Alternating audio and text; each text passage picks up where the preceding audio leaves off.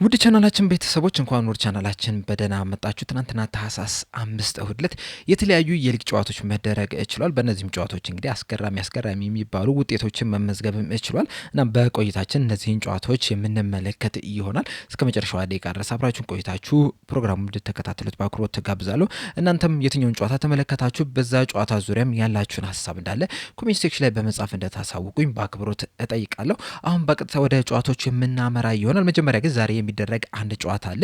በእንግሊዝ ፕሪሚየር ሊግ ምሽት 5 ሰዓት ላይ ማንቸስተር ዩናይትድ ከበርንማውዝ ጋር የሚያደርገው ጨዋታ አለ። ይህ ጨዋታም አሪፍ ጨዋታ ይሆናል ተብሎ ይጠበቃል እና እንድታዩትም ጋብዛችኋለሁ። ትናንትና ወደ ተደረጉት ጨዋታዎች ስናመራ በፈረንሳይ ሊግ 5 ጨዋታዎች መደረግ ሲችሉ ኔንስን 2-2 በሆነ ውጤት ማሸነፍ ችሏል። ይህንንም ድል ተከትሎ ከፒኤስጂ መሪነቱን መረከብም ችሏል። በሌላ ጨዋታ ማርሴ ሞናኮን 1-0 በሆነ ውጤት ማሸነፍ ችሏል። ሊዮንም 1-0 በሆነ ተመሳሳይ ውጤት ማሸነፍ ችሏል። ሌላኛው በጣም ውዝግብ የተሞላበት ጨዋታ የነበረው በኦግዜር ከሊል ጋር ባደረጉ ጨዋታ ሊል 4-3 በሆነ ውጤት ማሸነፍ ችሏል። ከሁለቱም ክለቦች ሁለት ተጫዋቾች በቀይ ካርድ የወጡበት ጨዋታ መሆንም ችሏል። በጣም ብዙ ነገሮች የተፈጠሩበት ጨዋታ ነው የነበረው።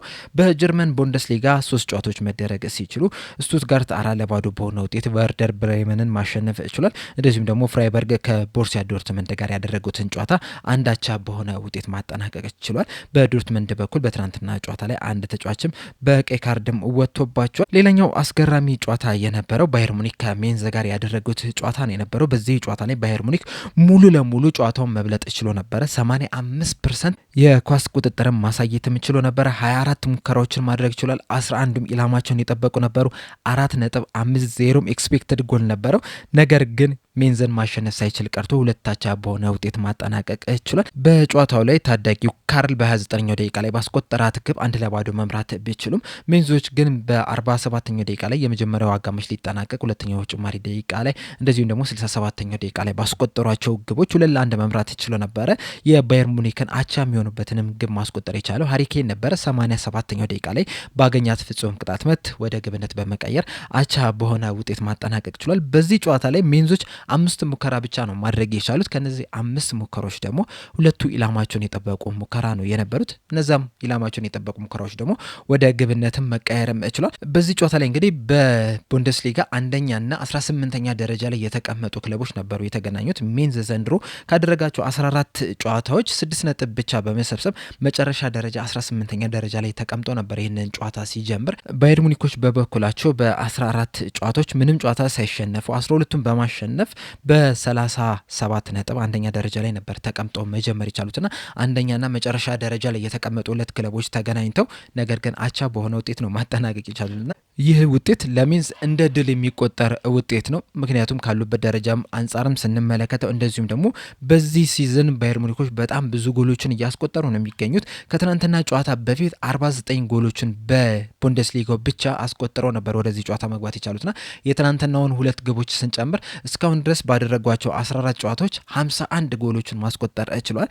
ነገር ግን እንደዛ ቢሆንም ሜንዝን ማሸነፍ አልቻሉም። በጨዋታው ላይ እንግዲህ የሜንዝ በረኛ የሆነው ዳንኤል ባትዛ 8 ኳሶችን ማዳንም ችሏልና በአጠቃላይ 2-2 በሆነ ውጤት ማጠናቀቅ ችሏል። እንዲሁም ፔናልቲውን ባያገኙት ኖሮ ራሱ ሜንዝ አሸንፈው ሊወጡ የሚችሉበትም እድል ነው የነበራቸው። በጣሊያን ሴሪ በተደረጉ ጨዋታዎች ኤሲ ሚላን ከሳሶሎ ጋር 2-2 በሆነ ውጤት ማጠናቀቅ ሲችል ናፖሊ በዩዲኒዜ 1-0 በሆነ ውጤት መሸነፍ ችሏል። ኢንተር ሚላን በበኩላቸው ጄኖዋ 2-1 በሆነ ውጤት ማሸነፍ ችሏል። ጁቬንቱስ ቦሎኛን 1-0 በሆነ ውጤት ማሸነፍም ችሏል። ይህንንም ተከትሎ የደረጃ ሰንጠረዡን ስንመለከተው ኢንተር ሚላን በ33 ነጥብ አንደኛ ደረጃ ላይ ሲቀመጥ ኤሲ ሚላን በ32፣ ናፖሊ በ31፣ ሮማ በ27፣ ጁቬንቱስ በ26 ከሁለተኛ እስከ 5ኛ ደረጃ ያለውን መያዝ ችለዋል። በእርግጥ ሮማዎች አንድ ቀሪ ጨዋታ ይቀራቸዋል። ነገር ግን ደግሞ ያንን ቀሪ ጨዋታ ቢያሸንፉም እንኳን የደረጃ ለውጥ ምንም አያመጣም። ምክንያቱም ካሸነፉ 30 ነጥብ ላይ ነው የሚደርሱት። ናፖሊ ደግሞ በ31 ነጥብ ነው 3ኛ ደረጃ ላይ የተቀመጠው። ነገር ግን ወደ መሪ ወደ ኢንተር ሚላን እንደዚሁም ደግሞ 2ኛና 3ኛ ደረጃ ላይ ወደ ተቀመጡት ክለቦች ግን ቢያሸንፉ መቅረብ ይችላሉ እና በዛሬው ዕለት የሚያደርጉት ጨዋታ ለሮማዎች በጣም አስፈላጊ የሚባል ጨዋታ ነው። ምሽት 4:45 ላይ ከኮሞ ጋር የሚጠበቅ ጨዋታም ያደርጋሉ። ወደ ስፔን ላሊጋ ወደ ተደረጉ ጨዋታዎች ጨዋታዎች ስናመራ በትናንትናው ዕለት 3 ጨዋታዎች ሲደረጉ ሲቪያ 4-0 ማሸነፍ ችሏል። ሴልታ ቪጎ አትሌቲክ ክለብን 2-0 ማሸነፍ ሲችል ዲፖርቲቮ አላቬስ ከሪያል ማድሪድ ጋር ያደረጉትን ጨዋታ ሪያል ማድሪድ 2-1 በሆነ ውጤት ማሸነፍ ችሏል። በጨዋታው ላይ ምባፔ 24ኛው ደቂቃ ላይ ባስቆጠራት ግብ ሪያል ማድሪዶች 1-0 መምራት ችለው ነበረ።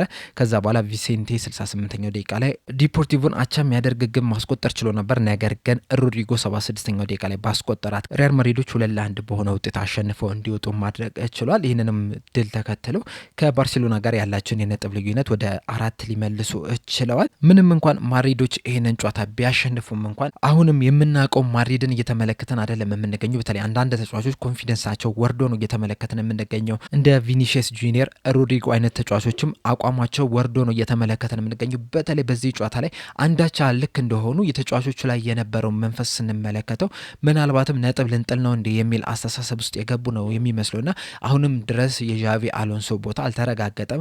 ምናልባትም በቀጣይ ነጥብ የሚጥልበት ሁኔታም ከተፈጠረ ይህንንም አሰልጣኝ ሊያሰናብቱ የሚችሉበትም እድል እንዳለ ነው እየተነገረ የሚገኘው። ደጋፊዎቹ ደስተኛ አይደሉም።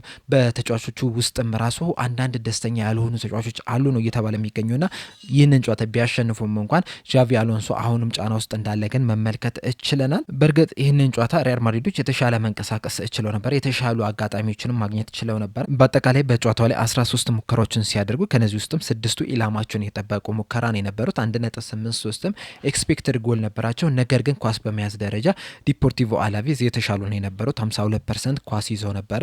ሪያል ማድሪድ በበኩሉ 48% ነው ኳሱን መያዝ የቻሉትና አሁንም ገና ክሊክ ያላደረገላቸው ነገር አለ። ያንን ነገር ደግሞ አሰልጣኙ የማይፈልግ ከሆነ ምናልባትም የሪያል ማድሪድ ቆይታው በቅርቡ ሊጠናቀቅ የሚችልበት እድል አለ ብዬ አስባለሁ።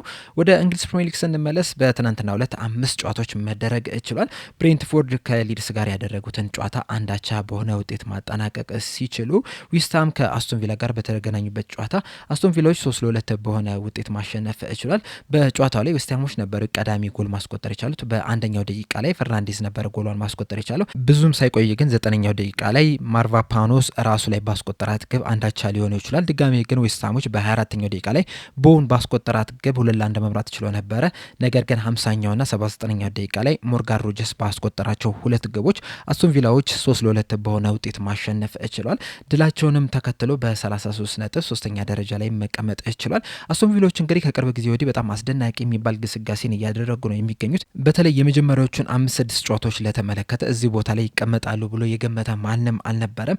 ነገር ግን እንደነ ቴሌማንስ፣ ሞርጋን ሮጀርስ እና ዋትኪንስ ከጉዳት ከተመለሱላቸው በኋላ ግን አስደናቂ የሚባል ግስጋሴን እያደረጉ ነው የሚገኙት። በተከታታይ ጨዋታዎችንም እያሸነፉ ነው የሚገኙት። ካለፉት 10 በሁሉም ውድድሮች ካደረጓቸው ጨዋታዎች 9ኙን ማሸነፍ ችሏል። ለመጨረሻ ጊዜ አስቶን ቪላዎች የተሸነፉት በሊቨርፑል ነበረ 2-0 በሆነ ውጤት። ከዛ በኋላ ግን እያንዳንዱን ጨዋታ ማሸነፍ ችሏል። በእነዚህ መካከልም በርነሞዝን 4-0 ያሸነፉበት ውጤት፣ እንደዚሁም ብራይተንን 4-3፣ አርሰናልን 2-1 ያሸነፉበት ውጤት ተጠቃሽ ውጤቶች ናቸው። ከሊቨርፑል ከመሸነፋቸው በፊት ራሱ ማንቸስተር ሲቲን 1-0 በሆነ ውጤትም ማሸነፍም ችሏልና በጣም አስደናቂ የሚባል ግስጋሴ ላይ ነው የሚገኙት። ምናልባትም በዚህ ሲዝን በቀጥታ ወደ ሻምፒዮንስ ሊግ ሊያልፉ የሚችሉበት ሁኔታም ሊኖር ይችላል። እንደዚሁም አስደናቂም የፕሪሚየር ሊግ አሸናፊም ሊሆኑ የሚችሉበትም እድል አለ ብዬ አስባለሁ። በተለይ ደግሞ አርሰናል ሰሞኑን እየተቸገረ ከመሆኑ አንጻር ስንመለከተው ሰርፕራይዝ ቲም በመሆን ከአርሰናልም ከማንቸስተር ሲቲም በልጠው ሊያነሱ የሚችሉበት እድል አለ ብዬ አስባለሁ። በእርግጥ ይህ እድል በጣም ጠባብ የሚባል ነው። ምክንያቱም አስቶን ቪላዎች ካላቸው ስኳድ አንጻር እንደዚሁም ደግሞ የሚፎካከሩት ማንቸስተር ሲቲንና አርሰናልን ጭምር ነውና እነዚህን ሁለቱን ክለቦች ለማለፍ በጣም ከባድ ነው የሚሆነው። ነገር ግን ደግሞ የሚፈጠረው ነገር አይታወቅም። ይህ እግር ኳስ ስለሆነ አስደናቂ ነገር ልንመለከትም እንችላለን። በሌላ ጨዋታ ኖቲንጋም ፎረስት ቶተናምን 3-0 በሆነ ውጤት ማሸነፍ ችሏል። በእርግጥ በዚህ ጨዋታ ላይ ቶተናሞች ኳስ በመያዝ ደረጃ የተሻሉ ነበር። ነገር ግን ደግሞ በማጥቃት ደረጃ ኖቲንጋም ፎረስቶች በጣም የተሻሉ ቡድን ነበሩ። ምክንያቱም በጨዋታው ላይ 2.32 ኤክስፔክትድ ጎል ነበራቸው። ከዚህ በተጨማሪም 15 ሙከራዎችን ማድረግ ይችላል። 6ቱ ደግሞ ኢላማቸውን የጠበቁ ሙከራ ነው የነበሩት። በቶተናም በኩል ያለውን ስንመለከተው ግን 6 ሙከራ ነው ማድረግ የቻሉት። ከነዚህ ውስጥም ደግሞ አንዷ ብቻ ነች ኢላማን የጠበቀች ሙከራ መሆን የቻለችውና ቶተናሞች ሙሉ ለሙሉ ተቸግረው መመልከት ይችለናል በትናንትናው ጨዋታ ላይ። እንደዚሁም የመጀመሪያዋን ግብ ስንመለከትም የቶተናም ተጫዋቾች ስህተት ነው፣ የግሬ ስህተት ነው ያቺ ጎል እንድትቆጠር ያደረገው። በዚህ ጨዋታ ላይ እንግዲህ ለኖቲንጋም ፎረስት ሁለቱን ጎል ማስቆጠር የቻለው ሁድሰን ኦዶይ ነው በ28ኛውና በ50ኛው ደቂቃ ላይ። ሶስተኛውን ግብ ደግሞ ሳንጋሪ በ79ኛው ደቂቃ ላይ ማስቆጠር ይችላል። የሁድሰንን ከተማ ሁለቱንም ጎሎች እንግዲህ ቅድም እንዳልኳችሁ የግሬ ስህተት ነው። አንደኛው ኳሱን ቶሎ አለመልቀቁ ነው። በረኛው ለግሬ ያቀበለ፣ ግሬ ደግሞ ኳሷን በሚይዝበት ሰዓት ሳንጋራ በጣም ገፍቶ ተጭኖ ኳሷን ተቀብለው ከዛ በኋላ ለሁድሰን ኦዶይ ሰጠ። ሁድሰን ኦዶይ ደግሞ በጣም ቀላል የሚባል ኳስ ነው ማስቆጠር የቻለው። ሁለተኛዋን ግብ ስንመለከት ራሱ ሁድሰን ኦዶይ ክሮስ አድርጋለሁ ብሎ ነበረ ኳሷን የመታት፣ ነገር ግን በረኛው ወጣ ብሎ ነበረ። ኳሷንም ማዳን ባለመቻሉ ምክንያት ሁለተኛ ግብ ልትሆን ትችላለች። ሳንጋሪ ያስቆጠራት ግብ ግን በጣም ጥሩ የምትባል አሪፍ የምትባል ግብ ናት የነበረችው። ቶተናምን ስንመለከት ግን በጣም የወረደ እንቅስቃሴን እያደረጉ ነው የሚገኙት። ያለፉትን 2 ዓመታት እንግዲህ በተለይ አምናና ካቻምና በደረጃ ሰንጠረዥ ላይ ያን ያህል ጥሩ የሚባል እንቅስቃሴን አድርጓል ልንል አንችልም። በተለይ ደግሞ ባለፈው ዓመት 15ኛ 16ኛ ደረጃን ይዘው ነበረ ማጠናቀቅ የቻሉት። ነገር ግን ደግሞ በማጥቃት የማይታሙ ቡድን ነው የነበሩት። ብዙ ጎል ያስቆጥራሉ፣ እንደዛው ግን ብዙ ጎል ተቆጥሮባቸው የሚሸነፉ ቡድን ነው የነበሩት። በጣም አዝናኝ የሚባል ጨዋታን ነበር ሲጫወቱ የነበሩት። በዚህ ሲዘን ግን በቶማስ ፍራንክ ስር ግን ቅድሚያ ጥንቃቄን ነበረ መምረጥ የፈለገው። በእርግጥ የመጀመሪያዎቹ ጨዋታዎች አካባቢ ጥሩ የሚባል እንቅስቃሴን ሲያደርግ ነበረ፣ በቶፕ 4 ውስጥ መግባትም ችሎ ነበረ። ነገር ግን ከቅርብ ጊዜ ወዲህ ግን ውጤት ለማምጣት እየተቸገረ ነው የሚገኘው። ነጥቦችን እየጣለ ነው የሚገኘው። እስካሁንም ድረስ ባደረጋቸው 16 ጨዋታዎች 6ቱን በሽንፈት ነበረ ማጠናቀቅ የቻለው እና በደረጃ ሰንጠረዡ ላይም በሰበሰባቸው 22 ነጥቦች 11ኛ ደረጃ ላይ ነው የተቀመጠው። እንደዚሁም የትናንትናውን ጨዋታ ጨምሮ ያለፉትን 5 ጨዋታዎች ስንመለከት አንዱን ብቻ ነው ማሸነፍ የቻለው። አንዱን አቻ በሆነ ውጤት ሲያጠናቀቅ 3ቱን ደግሞ ተሸንፏል። በፉልሃም 2-1፣ በፒኤስጂ 5-3፣ እንደዚሁም ደግሞ በትናንትና ዕለት በኖቲንግሃም ፎረስት 3-0 በሆነ ውጤት ነው መሸነፍ የቻለው። ያለፉትን 3 ጨዋታዎች 10 ጎሎች ተቆጥሮበታልና ጥሩ የሚባል ጊዜን እያሳለፉ አይደለም የሚገኙት። በተለይ ደግሞ ቶማስ ፍራንክ ቅድሚያ የሚሰጡት ለጥንቃቄ ነው እየተባለ በ3 ጨዋታ 10 ጎል መቆጠራቸው በጣም ነው የሚያስገርመው። በቀጣይም ደግሞ ቶተናሞች ሊቨርፑልን ነው የሚገጥሙትና ሌላ ፈተና ነው የሚሆንባቸው። በሌላ ጨዋታ ደግሞ ክሪስታል ፓላስ ከማንቸስተር ሲቲ ጋር ባደረጉ ጨዋታ ማንቸስተር ሲቲዎች 3-0 በሆነ ውጤት ማሸነፍ ችሏል። የማንቸስተር ሲቲን የማሸነፊያ ግቦች ሃላንድ 41ኛውና 89ኛው ደቂቃ ላይ ሲያስቆጥር ቀሪዋን ፎደን 69ኛው ደቂቃ ላይ ማስቆጠር ችሏል። በዚህ ጨዋታ ላይ ማንቸስተር ሲቲዎች ኳሱን መቆጣጠር ችለው ነበር። 61% የኳስ ቁጥጥር ነበራቸው። ነገር ግን ደግሞ ጨዋታውን ከተመለከታችሁ ክሪስታል ፓላሶች ይህንን ጨዋታ ቢያንስ አቻ ማግኘት ነበረባቸው የሚያስብል እንቅስቃሴ ነበር ማድረግ የቻሉት።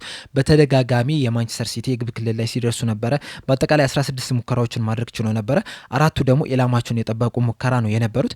ማንቸስተር ሲቲ በበኩላቸው ደግሞ 7 ሙከራ ማድረግ ችሏል። ከ7ቱ ደግሞ 6ቱ ኢላማቸውን የጠበቁ ሙከራ ነው የነበሩትና ማንቸስተር ሲቲ ለማጥቃት በሚሄዱበት ሰዓት በጣም ክሊኒካል ነው የነበሩት። ምክንያቱም ከ7ቱ 6ቱ ኢላማቸውን የጠበቁ ናቸው። የክሪስታል ፓላስ ግን እድለኛም አልነበሩም። አንግልም ሲገጭባቸው ነበሩ፣ በረኛም ሲመልስባቸው ነበረ። ኤክስፔክትድ ጎላቸውን ስንመለከት ክሪስታል ፓላሶች 1.88 ኤክስፔክተድ ጎል ነበራቸው። የማንቸስተር ሲቲ ደግሞ 1.19 ኤክስፔክተድ ጎል ነው የነበሩና በኤክስፔክተድ ጎል ከሄደን ክሪስታል ፓላሶች ይህንን ጨዋታ ማሸነፍ ነበረባቸው። በእንቅስቃሴም ደረጃ ወደፊት በመሄድም ደረጃ ክሪስታል ፓላሶች በጣም የተሻሉ ቡድን ነው የነበሩት። ነገር ግን ደግሞ ማንቸስተር ሲቲ የነበራቸው የተጫዋቾች ጥራት ክሊኒካልነትም ደግሞ ይህንን ጨዋታ አሸናፊ እንዲሆኑ አድርጓቸዋል። ፎደን በጣም አስደናቂ የሚባል እንቅስቃሴ ነው እያደረገ የሚገኘው። በተከታታይ 4 ጨዋታዎች ጎል ማስቆጠር ችሏል። እንደዚሁም ደግሞ የሃላንድን እንደዚህ ነው ብለን ልንናገር አንችልም፣ ምክንያቱም ስራው በግልጽ የሚያሳይ ነገር ነው። በዚህ ጨዋታ ላይም 2 ግቦችንም ማስቆጠር ችሏል። ቼርኪም በዚህ ጨዋታ ላይ በጣም ድንቅ የሚባል እንቅስቃሴን ማድረግ የቻለ ተጫዋች ሆኗልና ወደ ሪትም ውስጥም እየገባ ያለ ተጫዋች ነው። ማንቸስተር ሲቲዎች እንግዲህ በጣም ጥራት ያላቸው ተጫዋቾች በቡድናቸው ውስጥ አለ። ያም ጥራት ያላቸው ተጫዋቾች ደግሞ ይህንን ጨዋታ እንዲያሸንፉ አድርጓቸዋል። እናም ከአርሰናል ጋር ያላቸውንም የነጥብ ልዩነትም ወደ 2 ማጥበብ ችሏልና ለአርሰናሎችም እንግዲህ ትልቅ አደጋ ሆኖ ብቅ ያሉ ይመስለኛል። ምክንያቱም እንግዲህ ከጥቂት ጨዋታዎች በፊት አርሰናል በብቸኝነት ይህንን የፕሪሚየር ሊግ ዋንጫ ያነሳል ሲባል ነበረ። ነገር ግን በዚህ ሰዓት ላይ በአርሰናልና በማንቸስተር ሲቲ መካከል ያለው የነጥብ ልዩነት 2 ብቻ ነው። አርሰናል ደግሞ ይህን ሰሞን ትንሽ መንገጫገጭ ታይቶበት ነበርና ከዚህ በኋላ ነገሮችን የማያስተካከል ከሆነ ምናልባትም የዚህን ሲዝን የፕሪሚየር ሊግ ዋንጫ ማንቸስተር ሲቲ ሊያሸንፍ የሚችልበት እድል አለ። ነገር ግን ክሪስታል ፓላሶችን ግን ሳናደንቅ ማለፍ ያለብን አይመስለኝም። በዚህ ጨዋታ ላይ ብቻም ሳይሆን በአጠቃላይ በዚህ ሲዝን በጣም አስደናቂ የሚባል እንቅስቃሴን እያደረጉ ነው የሚገኙ የሚገኙት። በዚህ ሰዓት እንኳን በሰበሰቧቸው 26 ነጥቦች አምስተኛ ደረጃ ላይ ነው የተቀመጡትና ከቼልሲ ጋር ያላቸው የነጥብ ልዩነት 2 ብቻ ነው። ሶስተኛ ደረጃ ላይ ከተቀመጠው ከአስቶን ቪላም ያላቸው የነጥብ ልዩነት 7 ብቻ ነውና በጣም ድንቅ የሚባል አጀማመርን መጨመር ችሏል። እንደዚሁም ደግሞ በጣም ጥሩ የሚባል ቡድን ነው። በጣም ተቀናጅተው የሚጫወቱ ቡድን ናቸው። በመከላከልም ጠንካራ የሚባሉ ናቸው። በማጥቃት ላይም ደግሞ በጣም ጥሩ የሚባሉ ተጫዋቾች ያሏቸው ናቸው። በዚህ ጨዋታ ላይም ማንቸስተር ሲቲ ጎል ከማስቆጠሩ በፊት ክሪስታል ፓላሶች 1-0 ወይም 2-0 መምራት የሚችሉባቸውን እድሎች አግኝተው ነበረ። እነዛን እድሎች አለመጠቀማቸውን እንጂ ምናልባትም ይህንንም ጨዋታ አሸንፈው መውጣት የሚችሉበት እድል ነበራቸው። ነገር ግን ደግሞ አንዳንድ ጊዜ ቻንስንም አለመጠቀም እድለኛ አለመሆንም ዋጋ ያስከፍላልና በዛ ምክንያትም ማንቸስተር ሲቲዎች ይህንን ጨዋታ አሸንፈው ሊወጡ ችለዋል። በሌላ ጨዋታ ትናንትና ሲጠበቅ የነበረው የታይዌር ደርቢ ሰንደርላንዶች ኒውካስል ዩናይትድን 1-0 በሆነ ጠባብ ውጤት ማሸነፍ ችሏል። የሰንደርላንድን ግብ ዋልትሜድ 46ኛው ደቂቃ ላይ ነበረ ራሱ ላይ ማስቆጠር የቻለው። የመጀመሪያው አጋማሽ ሊጠናቀቅ ሲል ነው ጎሏንም ማስቆጠርም የቻለውና በዛችም ጎል አማካኝነት ሰንደርላንዶች ጨዋታውን አሸንፈው ሊወጡ ችሏል። ጨዋታው እንግዲህ በጣም ተቀራራቢ የነበረ በጣም አስደናቂ ፉክክር የታየበት እንደዚሁም ደግሞ ጸብም በትንሹም ቢሆን የተመለከትንበት በጣም አስደናቂ ደባብም ከስቴዲየሙ የተመለከትንበትም ጨዋታ ነው የነበረውና ትክክለኛ የደርቢ ጨዋታ በዚህ ጨዋታ ላይ የተመለከትን ይመስለኛል። እነዚህ ሁለቱ ክለቦች እንግዲህ በፕሪሚየር ሊግ ለመጨረሻ ጊዜ መገናኘት የቻሉት 2016 ላይ ነው የነበረው። በዛ ጨዋታም እንግዲህ አንዳቻ በሆነ ውጤትም ማጠናቀቅም ችለዋል። ነገር ግን ሰንደርላንዶች በኒውካስል ላይ የበላይነትን ማሳየት የቻሉ ቡድን ናቸው። ያለፉትን 10 ጨዋታዎች ሰንደርላንዶች አልተሸነፉም። ለመጨረሻ ጊዜ በኒውካስል ዩናይትድ የተሸነፉት ሰንደርላንዶች 2011 ላይ ነበረ። በዛ ጨዋታ ላይም ኒውካስል ዩናይትድ 1-0 በሆነ ውጤት ነበረ ማሸነፍ የቻለው። ከዛ በኋላ ግን ኒውካስል ዩናይትዶች ሰንደርላንድን ማሸነፍ አልቻሉም። ሰንደርላንዶች በበኩላቸው በሶስት አጋጣሚዎች 3-0 በሆነ ውጤት ማሸነፍም ችሏል። የትናንትናው ጨዋታ እንግዲህ 1-0 በሆነ ጠባብ ውጤት ማሸነፍ ችሏል። በጨዋታው ላይ እንግዲህ ሰንደርላንዶች 0.30 ኤክስፔክትድ ጎል ሲኖራቸው ኒውካስል በበኩላቸው 0.24 ኤክስፔክትድ ጎል ነው የነበራቸው። በሙከራ ደረጃ ሰንደርላንድ 5 ሙከራ አድርጎ አንዱ ኢላማውን የጠበቀ ነበረ። ኒውካስል ዩናይትዶች በበኩላቸው 6 ሙከራ አድርጎ ሁለቱ ኢላማቸውን የጠበቁ ሙከራ ነው የነበሩትና በጣም ተቀራራቢ የሚባል ጨዋታ ነው የነበረው። በጣም አስደናቂ የሚባልንም ነገር በዚህ ጨዋታ ላይ መመልከት ይችላል። ዘንድሮ እንግዲህ ኒውካስል ዩናይትዶች ጥሩ የሚባል እንቅስቃሴን እያደረጉ አይደለም የሚገኙት። በተለይ ደግሞ ከሜዳ ውጭ የሚያደርጓቸውን ጨዋታዎች ስንመለከት ያን ያህል የሚያስደስት ነገር አይደለም። እስካሁን ድረስ እንግዲህ በፕሪሚየር ሊግ 8 ከሜዳቸው ውጭ ጨዋታ ማድረግ ችሏል።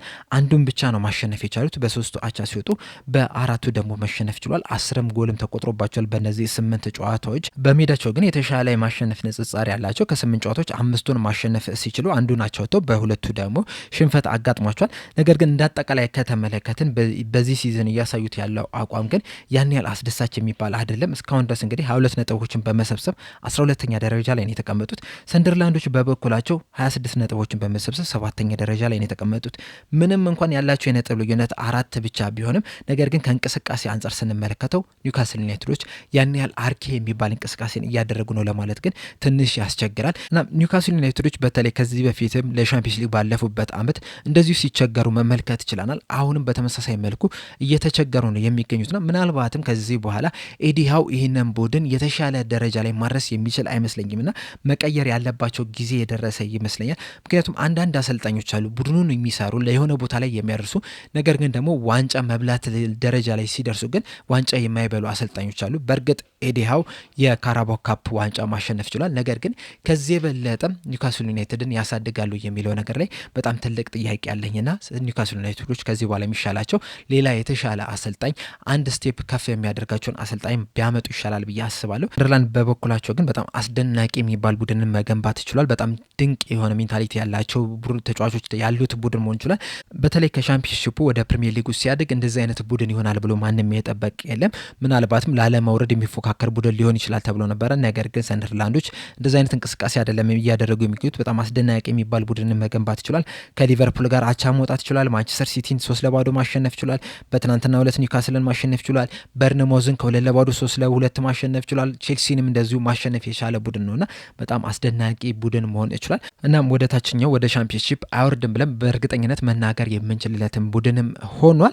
እናንተስ በእነዚህ በጨዋታዎች ዙሪያ ያላችሁ ሀሳብ ምንድን ነው? ሀሳባችሁ እንዳለ ኮሜንት ሴክሽን ላይ በመጻፍ አሳውቁኝ። እንደዚሁም የዛሬን ጨዋታ ገመታችሁን በዛው አንድ ላይ እንድትጽፉልኝ በአክብሮት እጠይቃለሁ። ለአሁን ግን እኔ እዚህ ላይ ያበቃው። በቀጣይ በሌላ እስከምንገናኝ ድረስ ሰብስክራይብ፣ ላይክ፣ ሼር ማድረግ እንዳትረሱ። ቸር ያቆየን።